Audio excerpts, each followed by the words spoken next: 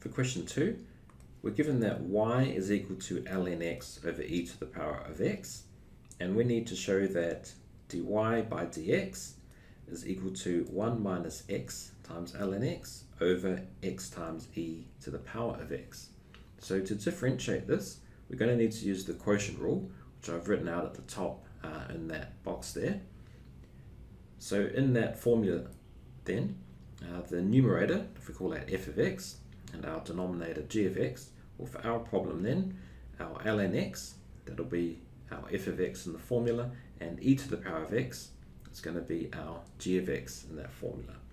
So differentiating this then, we're going to get dy by dx, it's going to equal, well, the derivative of f of x, which is our ln x, so 1 over x times g of x, which is e to the power of x, and then minus f of x, so ln x, times the derivative of g of x, so the derivative of e of x is just e of x, and that is over our function in the denominator, so e to the power of x all squared, so that is e to the power of 2x. So now if we multiply the numerator and denominator through by x, we can simplify this a bit more.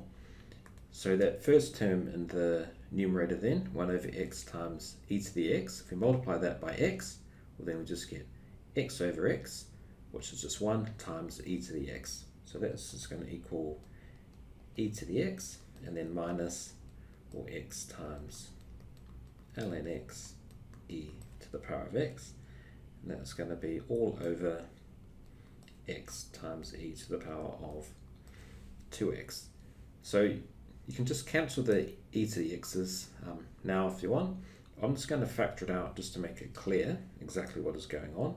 So if we factored out that e to the x, well, then we're going to be left with 1 minus x times ln x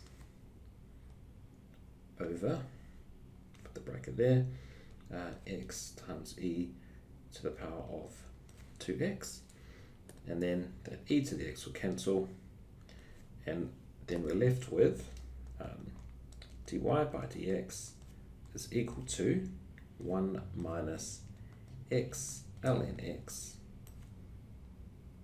over x times e to the power of x. Okay, and that is what we wanted to show. So that is part 1 done. Now for part 2, we need to find the approximate change in y as x increases from 2 to 2 plus h, where h is small.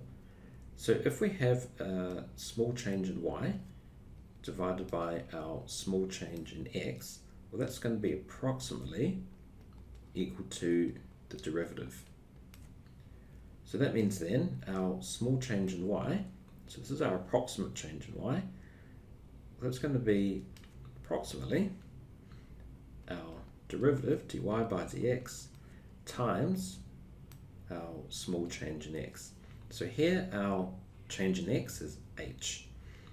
So that means then we have our small change in y, it's going to be approximately equal to, well, we know dy by dx, we just worked that out in part 1. So we just plug in when x is equal to 2 into our equation for dy by dx, then multiply that by our small change in x, which is h. So that means then we're going to get 1 minus 2 times ln 2 over 2 times e to the power of 2. And we're going to multiply all that by h. So we'll get our calculator and work that out. Okay, so we're going to have then 1 minus 2 times natural log of 2, and that's going to be over 2 times e to the power of 2, and that is equal to, this is going to be equal to negative 0.0261, because we just round it to 3 significant figures, and then we multiply that by h. Okay, so that's our answer for part 2, and that finishes question 2.